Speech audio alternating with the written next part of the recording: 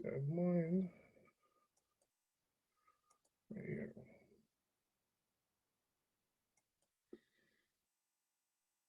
Just one thing on the backgrounds, guys, just so everyone is aware, we record all these classes and they go on the NAPA Learns YouTube site, our YouTube channel. I have no problem having anything fun in your background. Just make sure it's kid appropriate. Don't make it too like gory or whatever. And remember, you are being recorded, so if you don't want your face out there, turn your camera off and put a cool background in the background.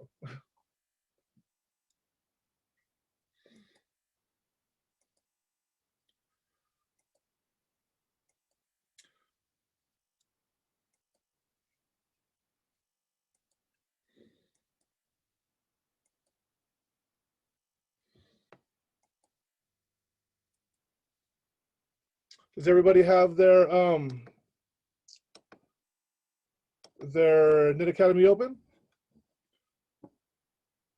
I'm gonna see if I can share my screen with you guys. Okay.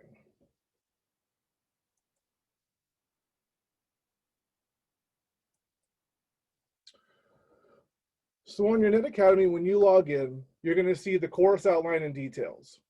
This course right here is very, very very low key, very relaxed. I don't want anyone to feel overwhelmed. In this course, all you're going to learn is basically if you want a job in cybersecurity or not. We're going to go through a lot of keywords. We're going to go a lot of theologies. We're not going to have a lot of homework. So basically, for the next 5 weeks, I want you guys to just basically go in this course and just have a good time with it. Really open your eyes to all things going on in the world right now and how we're being attacked from country levels to the companies you work for to our own personal information and our own personal credit cards and stuff. So literally you have your eyes open to what's going on all around us that you've kind of only heard about in the news. You'll have a deeper respect and insight on what's going on. So if you see here on my screen, I want you guys to scroll down here to where the chapter 1 is. So every week, basically, we're going to have, I'll give you guys about 20 minutes each of our courses within our hour to basically do some of this class stuff during our time. The rest will be on your own time. I don't mind if you guys do this all in 1 week. I don't mind if it takes you all 5 weeks. It's all on your own pace. Please feel comfortable with it. Just know that every week I want to have your chapter quizzes done by Monday, not because I'm some kind of stickler, but because when I come in the class on Tuesday, I like to know if there's some question that we all missed. That way we can all kind of work on those things together. And it kind of lets me ballpark on where we're at and what we need to kind of hone in on. So please let's have your quizzes done by the Monday before the class on Tuesday. I would really appreciate that. So if you can right now, everyone, if you're logged into the Cisco NetAcad, please click on the ethics, chapter 1 ethics quiz. And I'd rather have you take this quiz before you read the chapter because I think a lot of your answers will be changed after you do it. So please just take your time right now. I believe it's just 5 questions. Where's mine here? Did I take it already? So if you can, just go ahead and answer these 5 questions for me.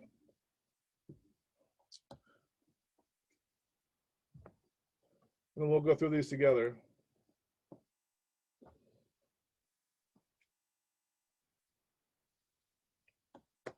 Hey, Cameron, I just seen you just logged in.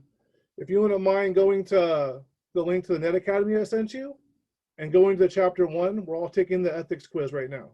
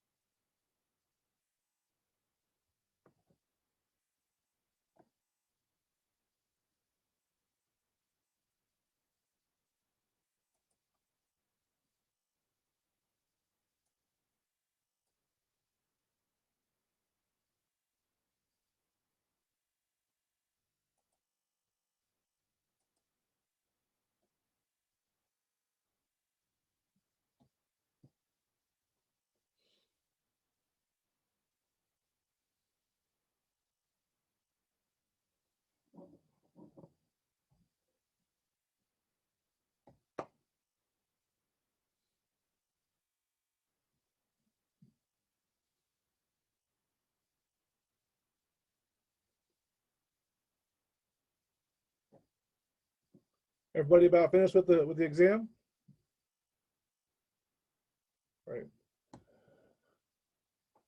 How'd you do, Carl? What was your score?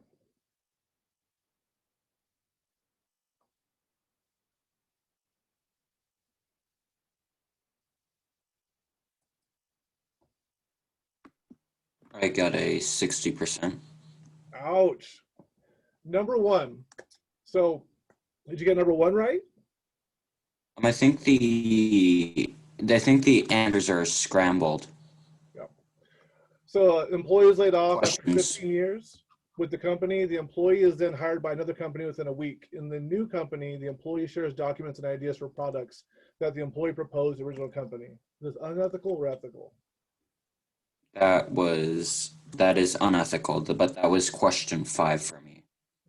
So one thing, a lot of these are really very relative to where you are. Like some people, are fired. Some people are their ideas are taken and they're let go. So you got to remember, a lot of times questions like these have a lot of there's a lot more backstory behind some of these answers than some people might want to know. If you didn't sign a non-disclosure form, if you didn't sign an NDA, it might not be that big a deal. So you think about ethical, at some point, if you've been burned, you can see where that might be an issue. But for the most part, you kind of want to walk that line of, it's just probably not a very good idea. And for one thing, if you're around someone that might employ you later on, those kind of things kind of resonate and they'll remember things like that. Let me see.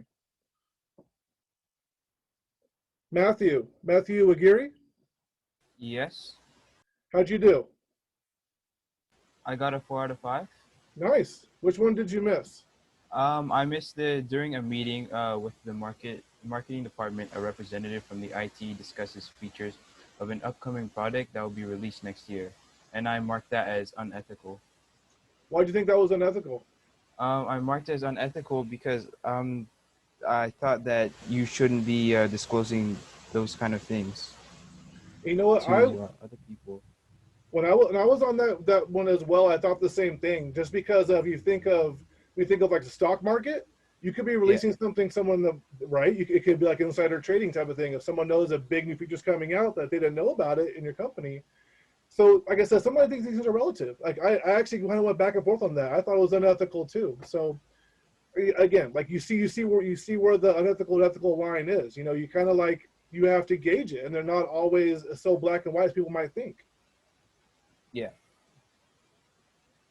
Let's see here. For me, number one was the company employee who lost her badge. I marked it as ethical. Yeah. Because I thought that it just help someone out. Yeah, so one thing you'll learn, and I only know from healthcare. Hey, Cameron, I'll get to you 1 second, okay? In healthcare, the reason that we can't let someone use other badges because badges are by proxy, meaning that you can give someone access to a place they might not have illegal access to. So like say you guys both work in like MRI or you're both nurses, but you're an IT badge. You can get anywhere in the hospital you want to. So this person might have access to the medication place and might steal medication, or she might get to a floor with someone that she doesn't like and wants to go through this information. So, and even at Kaiser, their badges are by proxy. So when you walk up close to a computer, it logs in with your information before you even touch the keyboard. So sometimes just a badge will actually is all your authentication and credentials are right there. So when you walk into a room, it already logs you in. So you're right. Like, I mean, that's, ethically, yeah, like if it's just to get in the door, it makes sense. But if you think about everything that's behind where she can go now with your card, it puts a whole different spin on what's going on. What's going on, Cameron? Everything okay? I joined late because I just left practice. So, sure. Are you in the Net Academy suite? I think I sent you a link to the Net Academy login through Cisco. Did you get that all set up? The Net Academy? Yeah. You should have got an email from Cisco to sign up to the Net Acad. The one from Networking Academy team? Yes. What I'll do is I'll type you directly in the chat, Cameron, okay? All right. Thank you. Sure, brother. All right, Ozzy, how'd you do? I got a 4 out of 5. I also missed the marketing one. Yeah. If you watch my screen, I went back and forth on that a couple of times. Yeah. I've taken this a bunch of times. So what did you think? What was your reason for marking it unethical? I mean, just because we're working at the same company doesn't mean that they like, because there could be stuff that the IT people know about that shouldn't be released to marketing, Yep, absolutely. and like if they I don't know, they shouldn't know everything. No, you're absolutely right. Claudine, how'd you do?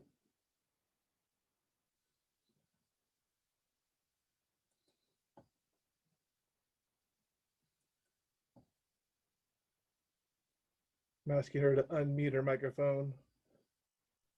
There you go. Looks like I did okay. Good, you got all 5?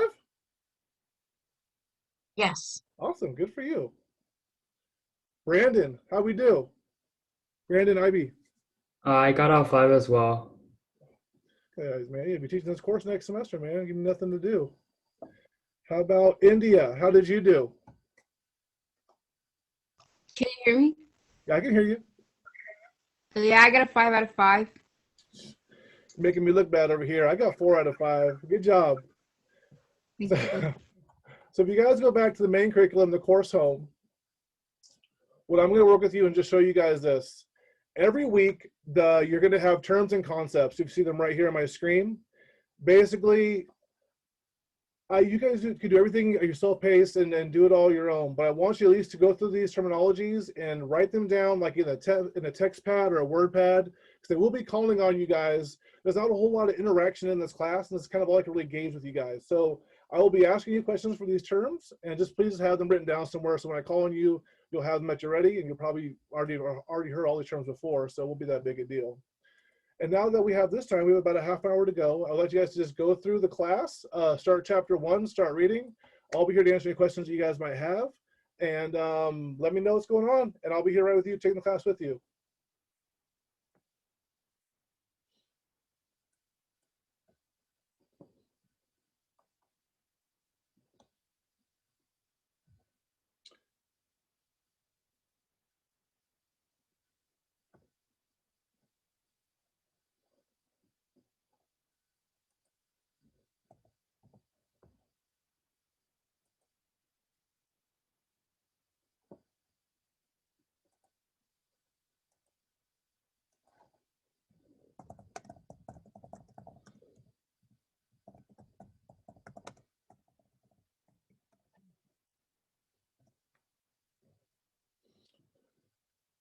Just so you guys know, I keep regular office hours, so you can email me any questions you guys might have. And basically, I'll probably reply back to you day or night. I'm in IT, so I have an on-call phone next to me at all times. So pretty much, I'll probably reply to you within minutes of you sending it. But just so you know, feel free to ask me any questions you have.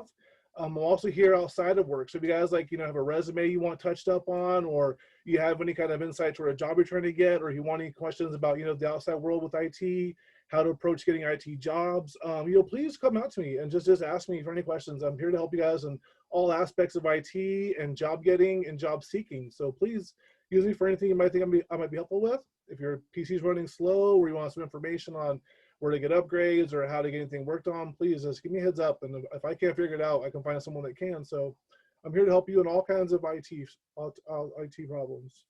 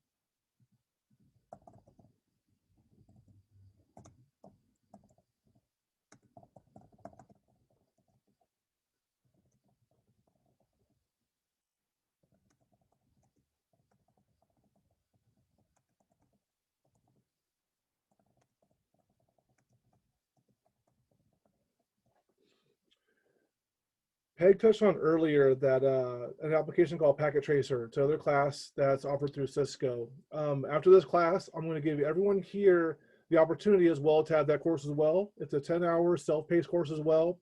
You actually simulate a real network and watch packets go through. You can see where they stop on, what IP address gets stopped on. You can see exactly where a virus happened on your machine. You can see where there are stoppages are between your routers and switches and end users. It's a really cool piece of software that you can take. It's like it's very relaxed. You don't need it to pass the course. If you are taking the cybersecurity course after this, the cyber associates class, I definitely recommend that you take this course before that class, because you will have such a long leg up on the next coming course. The next course is so rigorous. I'm still finishing up. It's tedious, and if I would have had, well, I did have this. If I'd have been better at it, I'd have been better at the course I'm in now. So please take it if you like to. If you are on the cyber ops associate class in the next semester, you will need to take it. So again, it's only 10 hours. It's self-paced. It's actually a lot of fun. So please, I'm gonna sign you guys all up for it. When you log back in Net Academy, you'll see 2 courses. You'll see the introduction, what we're in now, and you'll see the other Packet Tracer. And I think everyone will like it, and please just try it. And again, if it's too much, don't worry about it. This course is just to get your feet wet to see if this is something you want to get into. I want you guys to all not feel overwhelmed, and please just check it out. I think you'll like it.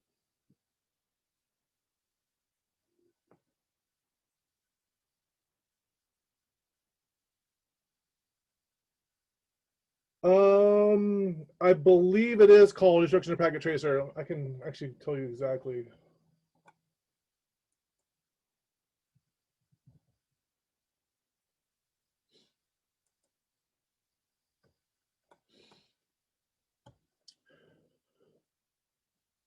Christian, you don't need to take the quiz right now. You can if you want to. If you guys went through the whole class already, you can. But don't feel pressure to. Again, you have till next Monday or till Monday to finish the quiz. So don't feel pressure. But if you've done the class already and you want to take the quiz, go for it.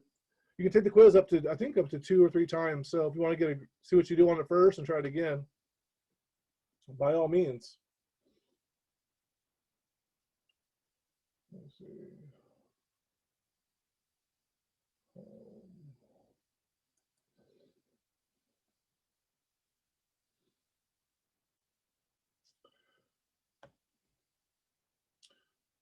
No, the class is just called Introduction to Packet Tracer. And it's called NAPA Learns Introduction to Packet Tracer. So now that 1220 is on in front of it.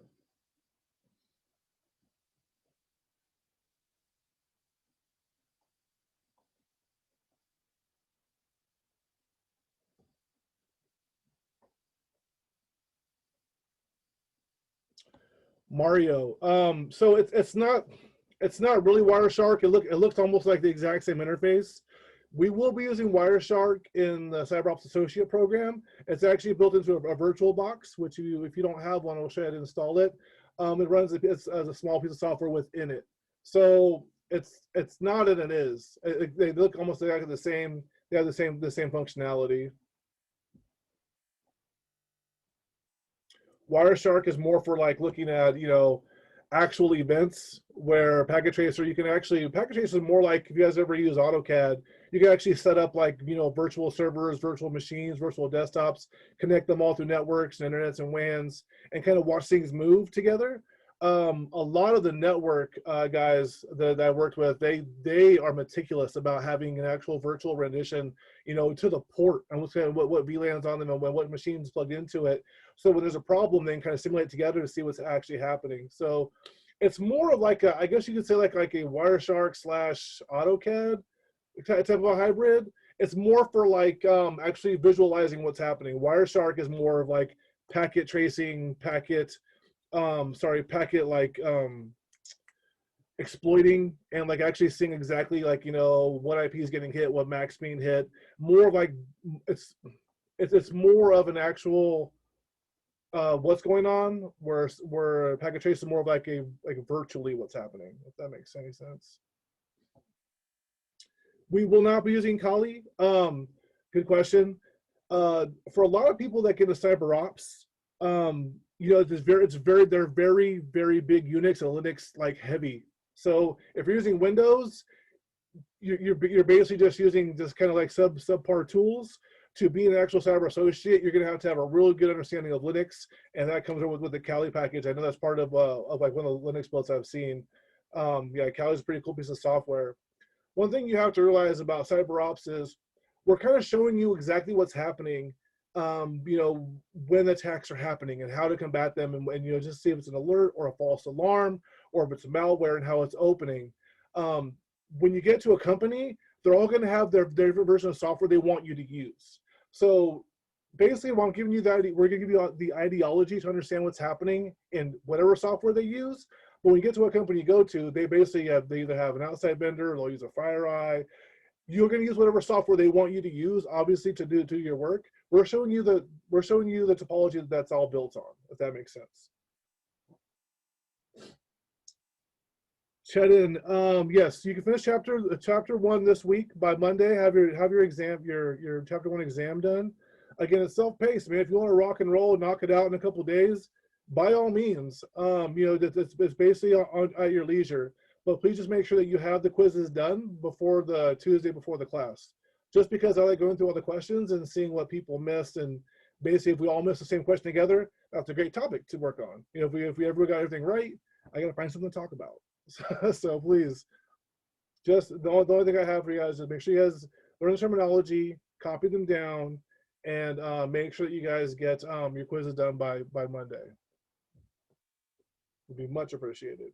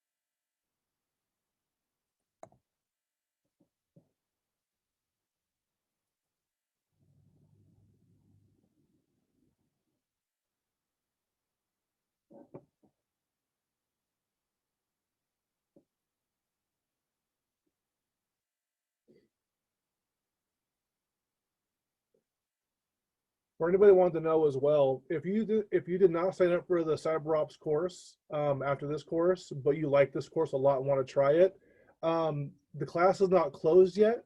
It's only open for you guys if you want to keep going on forward. So basically, the class has been capped and no one new can get on.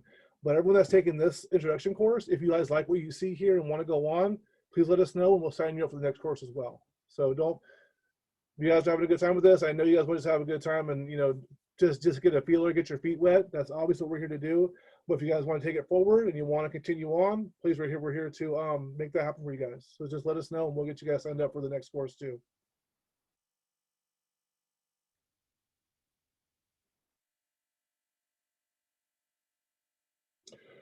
The chapter 1 labs, yes. So I'm not making the labs a requirement.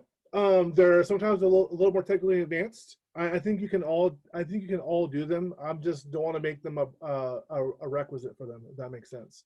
So please, there should be 3 labs in this course. Try them all. They're all fun. The first one is password with hash. Learning about passwords and hash is pretty cool, actually. A lab. I tried doing them in class last time, and it kind of got people lost, and so I'd rather just have you guys do them at your own pace. Again, this course is for you just to get your feet wet, see if you like it, see if you want to move forward. So the chapter 1 lab you're going to see, please take it. You'll love it. It's a blast. It's not too technical, but don't feel like your class hangs on it or your grade hangs on it, because it doesn't. You should see the lab. If you go to, I believe they're, hold on 1 second.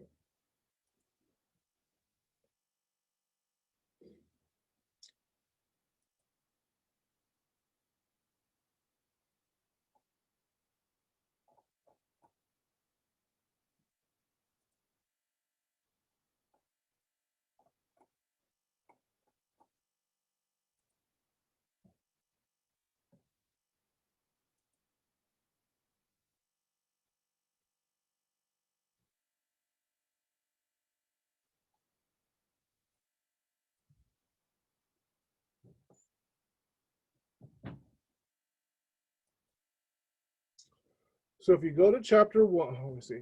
So if you're actually in the course and you're looking at the chapter breakdown, actually I'll share my screen.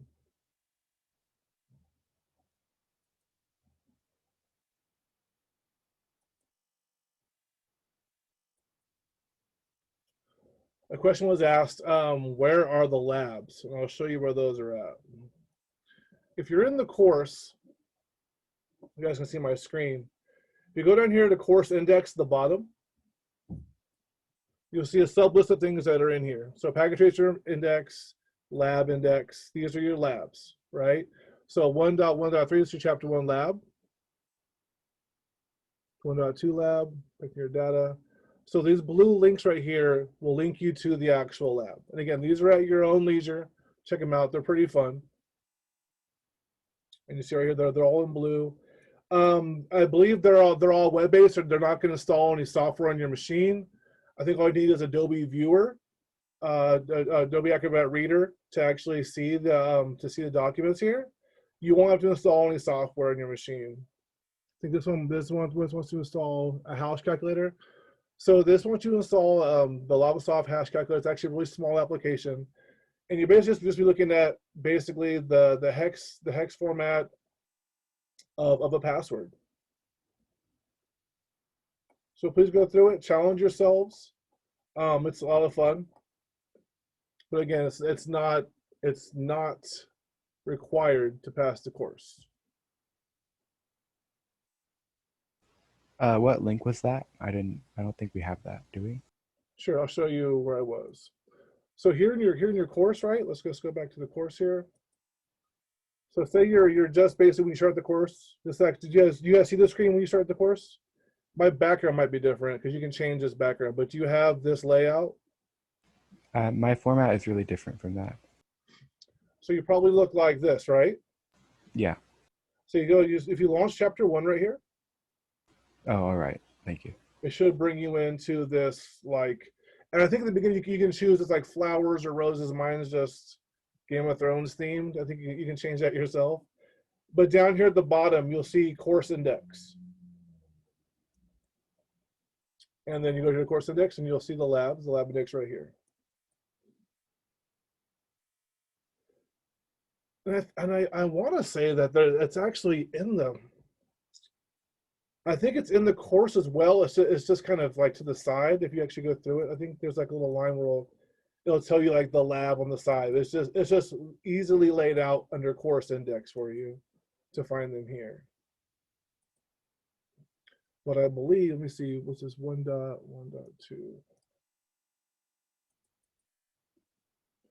1.1.2.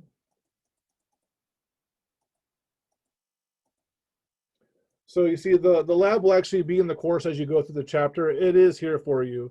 It's just easily laid out under lab index. But as you go through the course and start reading it, you'll come on this page and you'll see it right here highlighted in blue. And each time there's a lab, you'll see a screen that looks like this, kind of like what's going on, you have nothing to read. So you look for this format, you'll be able to see the lab you need to do.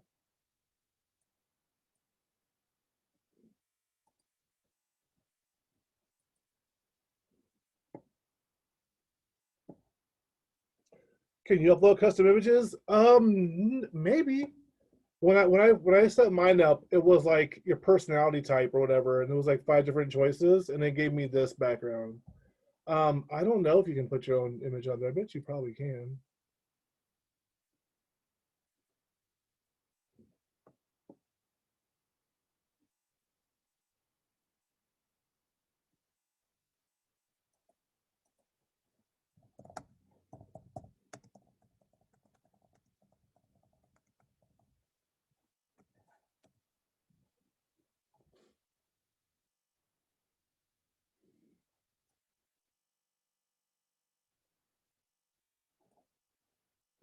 Mario, the Tuesday classes are 1 hour long. They're 7 to 8, but they can go longer if we're in discussion.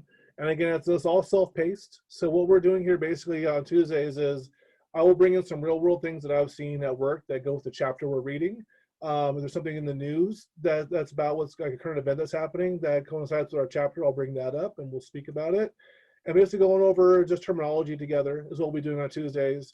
I always want to give you at least 25 minutes to do the course while you're in the class. I think I mean, everyone's days are so hectic as it is. I know with school and work, so I want to try to give you time in my class to do the course. But again, if you want to drop off after our discussions, please feel free. You don't have to do the course while you're with us. You can do it on your own. That's fine too. So the classes are about an hour. I mean, they can go an hour and a half sometimes if we have a really cool topic. But again, just don't feel like you have to stay for the whole thing. Again, it's all self-paced. Just be prepared to be engaged if you're here.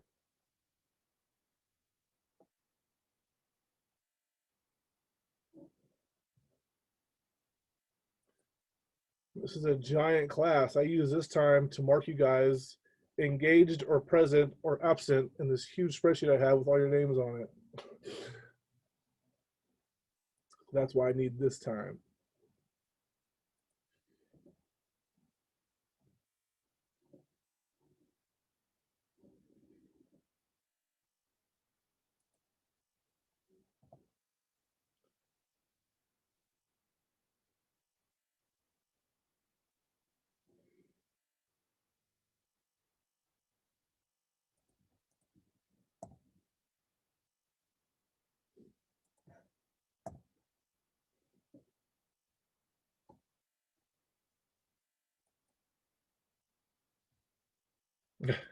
I got you, Christian. And you're engaged. You're all set.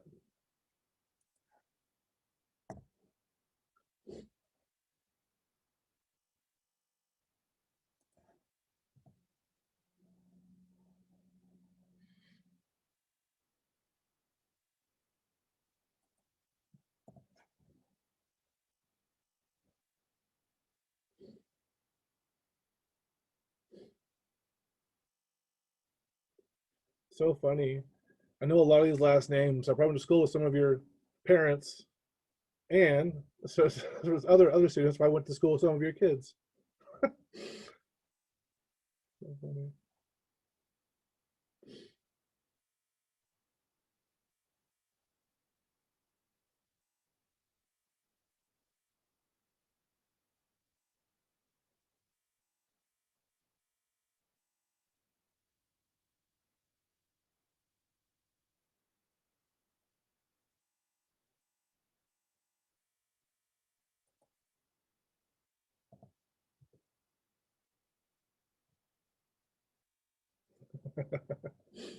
Probably not, Shrek. Probably not.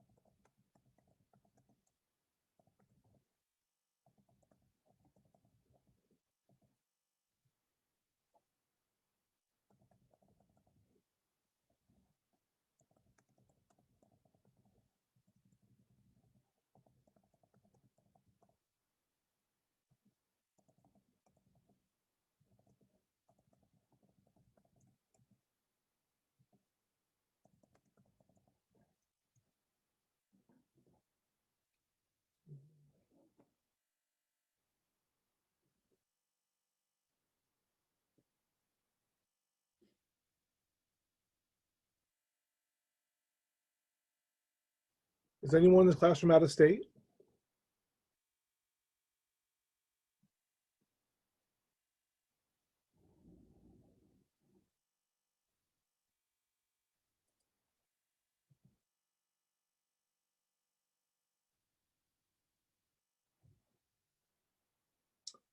White hat hackers are really cool. Um, gray hats aren't bad either. I actually have a friend I went to school with. You guys might have known from Tech High, Jimmy Lester. He actually he'll write Ford Motorworks, or he'll write a company, and basically what he'll do is he'll say, "Hey, I'm going to attack your network." They say, okay, and they give him an IP address. And basically what he does is he tries to attack their company. And what he comes back with them is a document explaining exactly how he broke in their company, what he saw, folders he saw. And usually what companies will do is they have a network that's basically a mirror to their actual network. And so if you go on there and start getting on things, you're not going to take any information. And so what they can do is they can give you these documents that basically will show them what they need to fix. Yes, there are white hats, there are gray hats, and black hats. A white hat is an ethical hacker, someone that basically hacks and contributes to making things better. A gray hat is it's kind of like it's that gray line. It's someone that figures things out for money. Basically, like say if you were approached like Ford Motor Company and say, hey, I want to attack your company and I'm going to do it. And so what you do is you attack their company and you say, hey, I've attacked your company. I have a document what you need to fix. Do you want to buy it from me? And they can either buy it or they can't buy it from you. As long as you don't steal any information from them, you haven't technically done anything wrong. If you just saw their network to see what was on there and you're trying to show them what you've exploited, well, you've not done anything wrong. You've not done anything right. But you could be offering them a very good service that they could use to help their stuff make better. So again, just like ethics, there's white, black, and there's gray. There's that gray line you walk on where, yeah, you're making money doing it, but you're not like a hijacker. Like a black hat person would go into your computer, he will lock it up for ransom, basically saying, I have encrypted your whole hardware. You cannot see anything on your machine unless you give me $1,000. That's a black hat. A black hat are also a state sponsor where Israel will come in, they'll hack our water supply and make us dump lye into our water district. That's a black hat. That's a state-sponsored black hat. And there's been tons of times of country-to-country espionage like that. Yes, your computer has a virus. Please pay $5,000. Exactly. That's definitely a black hat. But if you're a person that said, but a gray hat would say, hey, I found a way to break into your computer. Here's how to fix it. Would you like to pay $1,000 for it? Like that's a gray hat. Like you basically are kind of making them give you money because they want to fix whatever the problem is, but you haven't really done anything to them, if that makes sense. So it's like when you say gray hat, it's just that gray line of like, yeah, it's wrong, but you are doing a service, but you're also hacking them. So that's definitely like the best definition is just the gray area between the white and black. The CIA would fall. So this is where these terms get really really funny because hang on, Charlotte. They get really funny because we all want to say America's always good, right? So when the CIA attacks other countries' cyber security, we're the good guys, right? So again, it's like these gray lines. So there is country-sponsored espionage happens every single day. Russia has been attacking us like crazy. China has been attacking us like crazy. We've been very relaxed on the attacking front, which is actually, if you're the best defense is a good offense, the best offense is a good defense, if that makes any sense. So Russia attacked FireEye and SolarWinds this actually a couple months ago. These companies are the companies that when your company gets hacked, you go to them to find out what happened. They basically fix your network, show you what went wrong, and they patch it. And they basically they have like this database that they keep themselves of tools they use to fix networks and to find problems and to basically fish out the problems before they become big, huge viruses or malware in the network. Well, Russia hacked that company. So basically, they hacked the person with the playbook on how we combat them. So now Russia has this step-by-step process on what this company would do when our government is hacked or attacked or a health system like Kaiser is attacked or Sutter is attacked. So it was basically like the most intrusive cyber attack that's ever happened because they literally took the playbook on what we have to combat them. So now they have the tools that we use to combat them, which is hilarious because now they know exactly how to get around all of our security. And it became like this big, huge joke. And it was even Congress stepped in. They had to go and testify in the Congress what exactly happened, what they actually got. And it was kind of a big deal. It's kind of embarrassing. You know, for a company that big, that is, you know, supposed to be the Fort Knox of cybersecurity and answers, caught with their pants down. So would the CIA fall under any of those categories? You know, they wouldn't. If the CIA is attacking a country, they would never tell anybody. So, I mean, if a state-sponsored attack is a state-sponsored attack, then it's always black. If that makes sense. Like a country would attack another country to help give them money or to call them about their extended warranty on their car. Like basically, if a country is stepping in to hurt another country, they're not doing it for ethical reasons. Rainbow hat, pretty much. Yeah, basically the one division of colors on that hat for sure.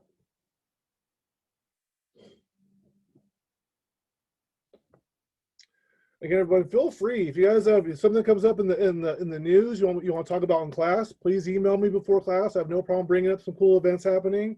Also, they said like I'm here for all IT reasons for you guys.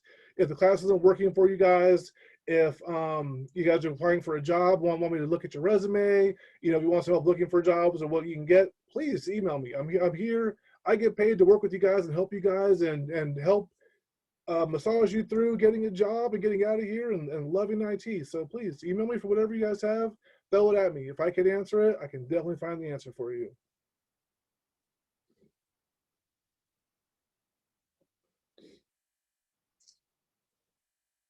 JT, so you got, I've seen this problem before. Do you, are you using Chrome?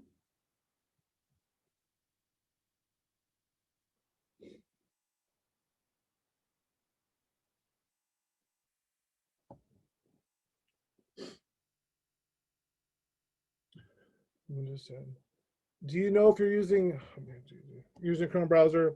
So I've seen this error happen, JT, when people don't have their job settings correct in the browser. So I think what someone had to do was if you look at the course, let me go back to my home. There should be like a open the top left hand corner where the actual URL is, where the address is of the site. There's a little lock there. If you open that lock up, let me share my screen.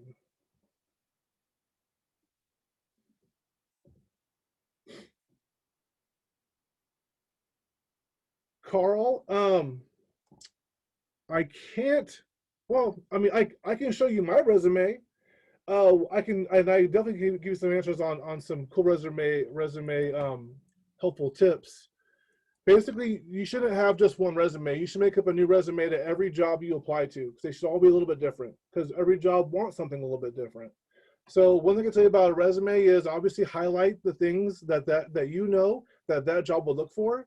Having a canned resume sometimes just looks like you didn't put any effort in. So one thing I can tell you is for every job you apply for, make a new resume. And I don't mean like start from scratch, you know, just edit what you have to make it look like, you know, the person that's getting it, you're applying to them. You're not applying to, you know, you're not applying to a movie theater, you're applying to AMC theater. You know, you're not applying to a car dealership, you're applying to Avery Green dealership, if that makes sense. So I can walk you through some cool things like that can help you out with your resume building. I can show you my resume. Definitely just take what I have and kind of make it for your own. If any questions, yeah, please write me. I've applied to many jobs. I've gotten many jobs, and the resume got me in the door for sure. Okay, so the student that's having the error says you have to log into the course. After you sign in, so sometimes when you sign the course, it will log you out. So if for some reason you might be signed out of the course, what you might want to do first, close your web browser down and log back into Net Academy. Try that first. If that doesn't work, if you're looking at my screen right now, up here in this little block content, this little lock right here by the URL, you'll see here that you can change these things out. The cookies is a big deal. Site settings. You go to site settings and you can change the way the job works in a way that this extra website works on your computer. And that might be the issue. You might not have cookies enabled, you might have Java not enabled, and that's what you need to check. So just try going here on the web page and go into settings. Mine's freaking out right now because I have like 1,000 things running, but that's what you should do. See, it'll come out, well, not this one.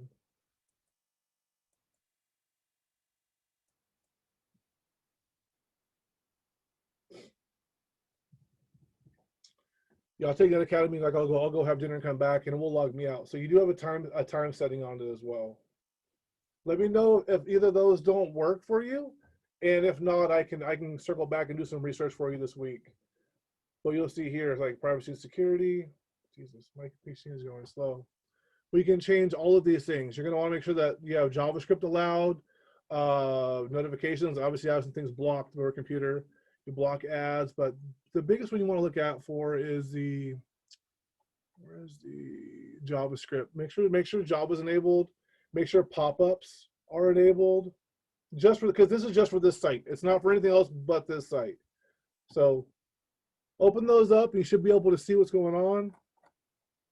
You should be able to see it by that.